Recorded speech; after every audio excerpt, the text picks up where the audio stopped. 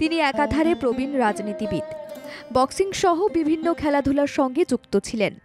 নিয়মিত করেন পৌরোহিত্য। শাস্ত্র আচার মেনে নিষ্ঠা ভরে করেন নিয়মিত পুজো।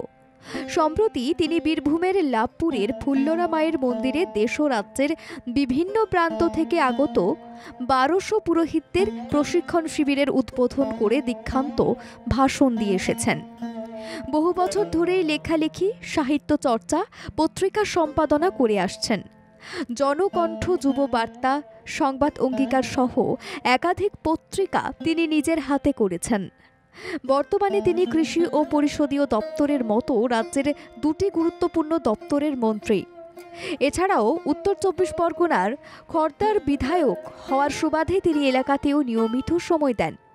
হাজারো ব্যস্ততার মাঝেও তিনি সংবাদ অঙ্গীকার পত্রিকা এবারেও সম্পাদনা করেছেন। 24তম বর্ষে পত্রিকা প্রকাশের আগে বিভিন্ন লেখকদের কাছে লেখা দেওয়ার জন্য অনুরোধ করে ফোনও করেছেন। কলকাতার রোটারি সদনে মহালয়ার প্রাক্কালে পুজো সংখ্যা প্রকাশ অনুষ্ঠানে উপস্থিত ছিলেন পত্রিকার সম্পাদক তথা রাজ্যের মন্ত্রী শোভনদেব চট্টোপাধ্যায়ের দীর্ঘদিনের সতীর্থ সাংসদ অধ্যাপক সৌগত রায়, বিধানসভার সরকারি উপমুখ্য সচেতক দেবাশিস কুমার, সাহিত্যিক অধ্যাপক নৃসিংহ প্রসাদ ভাদুড়ী, অধ্যাপক অরুণ কুমার চট্টোপাধ্যায়, নাট্য ব্যক্তিত্ব ও লেখিকা সম্রাজ্ঞী বন্দ্যোপাধ্যায়, সংবাদ অঙ্গীকার পত্রিকার প্রচ্ছদকার তথা বিশিষ্ট চিত্রকর সুব্রত গঙ্গোপাধ্যায় প্রমুখ। অনুষ্ঠানে সংবাদ অঙ্গীকার পত্রিকার সম্পাদক তথা রাজ্যের কৃষি ও পরিষদীয় মন্ত্রী শোভনদেব চট্টোপাধ্যায় বলেন, খুবই রাজনৈতিক জামান্ডল, অনেকগুলো কাগজ বেরোত সকল বামপন্থীদের। আমরা কিছু কাগজ সেই সময় ঠিক করেছিলাম গণকণ্ঠ নাম দিয়ে কাগজ বার করব, এবং সেই কাগজ দীর্ঘদিন আমি চালিয়েছিলাম। শারদ সংখ্যা বেরোতো, তবে এরকম এতটা তৈরি হয়ে এত সুন্দর করে বেরোতো না। শারদ সংখ্যা বেরোতো। পরবর্তীকালে আমি যখন যুব কংগ্রেসের জেনারেল সেক্রেটারি হই, রাজ্য যুব কংগ্রেসের, তখন ওই গণকণ্ঠ বন্ধ হয়ে যায়। তখন আমরা যুব বার্তা নামে কাগজ বার করতে আরম্ভ করি। সেটা সুদীর্ঘদিন চলে। আমার মনে আছে যে শ্যামল আনন্দবাজারে যখন বই লিখলেন যুব কংগ্রেসের কীর্তি ও কেলেঙ্কারি, তখন আমার কাছ থেকে তিনি 3 বছরের বই কাগজ দিয়ে দীর্ঘদিনের সতীর্থ প্রবীণ রাজনীতিবিদ সাংসদ অধ্যাপক সৌগত রায় শোভনদেব চট্টোপাধ্যায়কে যেভাবে বিভিন্ন সময়ে বিভিন্ন ভূমিকায় দেখেছেন তা উল্লেখ করে বলেন, তিনি তার লেখার নিয়মিত গুণমুগ্ধ পাঠক। নিজের নিরলস প্রচেষ্টায় এই সংবাদ অঙ্গীকার চালিয়ে যাচ্ছেন এবং প্রতি বছর পূজা সংখ্যা বার করছেন এবং সেটা আনুষ্ঠানিকভাবে প্রকাশ করছে। গতবার এই প্রকাশ সুজাতা সদনে হয়েছিল, এবার আরো একটু ভালো প্রেক্ষাগৃহ রোটারি সদনে হয়েছে। বাংলায় সৎ সাহিত্য, সুসাহিত্য চালিয়ে যাবার ক্ষেত্রে এটি শোভনদেব বাবুর একটি অক্লান্ত প্রয়াসের ফল। এবং আমরা দেখি এখানে আছেন নৃসিংহ প্রসাদ ভাদুড়ীর মতো মানুষ, যার লেখা না হলে কোনো পত্রিকার পুজো সংখ্যাই সম্পূর্ণ হয় না। সুব্রত গঙ্গোপাধ্যায়ের মতো শিল্পী, যিনি এখন প্রচ্ছদ আঁকা ছেড়ে দিল, প্রতিবার তার প্রচ্ছদ সবচেয়ে আকর্ষণীয়। আর শোভনদেব সম্বন্ধে কি বলবো, তিনি 60 বছর রাজনীতি করছেন। আগে খেলাধুলা করেছেন, তারপরে রাজনীতি একটানা করেছেন। 1991 থেকে 33 বছর একটানা বিধায়ক আছে, অনেকদিন ধরে রাজ্যের মন্ত্রী আছেন।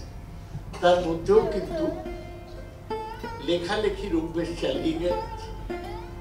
তিনি প্রবন্ধ লেখেন, কিন্তু তার চেয়েও বড় কথা তিনি কবিতা লেখেন। তার একাধিক, সম্প্রতি তার একটা কবিতা বই বেরিয়েছে, সেটা আমি পড়েছি, খুব ভালো প্রকৃতির সঙ্গে তার যে নিবিড় যোগাযোগ তাতে প্রকাশ পেয়েছে। তাই আজকে আপনারা যারা সুসাহিত্য এবং সৎসাহিত্য পড়ে তারা সবাই একত্রিত হয়েছেন, আমি সবাইকে শুভেচ্ছা জানাচ্ছি।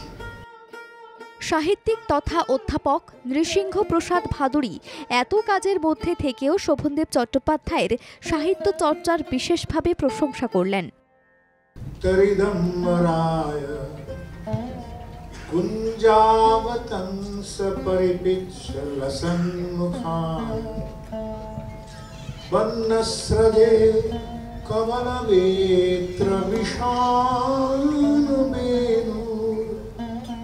लक्ष्मश्रिये मृदुपदे पशुपांगजाय।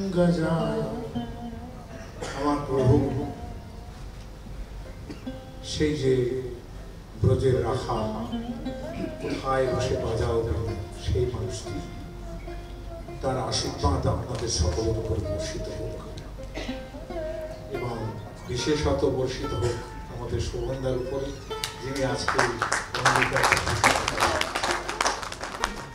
আমার প্রথমে এসে সবচেয়ে যেটা ভালো লেগেছে যে আমি একটা সময়ে যখন যাত্রা দেখতে যেতাম কিংবা সেরকম ধরনের থিয়েটারও আমি দেখেছি যে প্রথমেই খুব প্রচন্ড প্রস্তুত হয়ে নেই, একটু এলোমেলো, এখনো কিছু কাজ বাকি আছে, এখনো একটুখানি হচ্ছে, এই মাটা কেন হচ্ছে, এরকম টাইপের সেই জায়গাগুলো আগে খুব এনজয় করতাম।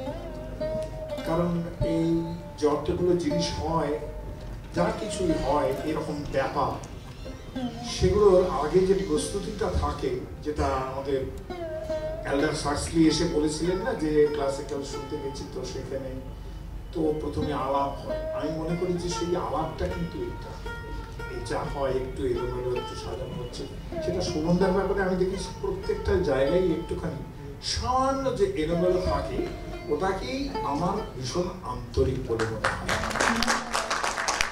সেই আন্তরিকতা থেকেই কিন্তু আমরা এখানে আসি।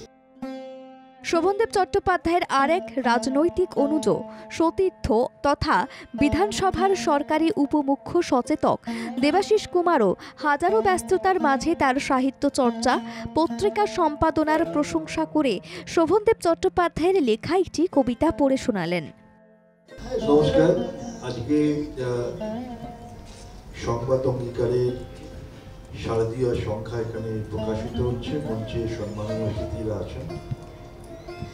শোভনদা 24 বছর ধরে এই পত্রিকাটা সম্পাদনা করছেন এবং এই সম্পাদনা করতে করতে প্রমোশন হয়ে গেছে। আগামী বুধবার জাগো বাংলা সেটাও প্রকাশিত হবে, শোভনদাই সম্পাদক। তাই স্বাভাবিকভাবে প্র্যাকটিস মেক্স পারফেক্ট, সেটাই করেছে বলে শোভনদা জাগো বাংলারও সম্পাদক এবং সেটারও বুধবার দিন আমাদের মহালয়ার দিন প্রকাশিত হবে। আমি সবাই বলেছেন বলার খুব একটা কিছু নেই। আমি বইটা উল্টাতে উল্টাতে দেখছিলাম, শোভনদার কবিতা আমার খুব প্রিয় কবিতা, বিভিন্ন জায়গায় খুব শোভনদার পড়ি। আজকেও দেখলাম একটা ছোট্ট কবিতা যেটা আমাকে অন্তত খুব টাচ করে গেছে। আমি সেটা খুব ছোট্ট কবিতা। খোলস ছেড়ে বেরিয়ে পড়েছে আসল চেহারাগুলো, প্রথম থেকেই নির্ভয় নয়, এজেন্ডা অন্য ছিল। ধৈর্য দেখে হতবাক বাংলার জনতা, অন্তরালে স্বস্তি পায় রাজ্যের গণদেবতা। নমস্কার। পত্রিকায় যেসব শিশু চিত্রশিল্পীদের ছবি স্থান পেয়েছে তাদের সম্বর্ধনা দেওয়া হয় ওই অনুষ্ঠানে। ক্যামেরায় সঞ্জয়দের সঙ্গে রাহুল চট্টোপাধ্যায়ের রিপোর্ট, বাংলা জাগো।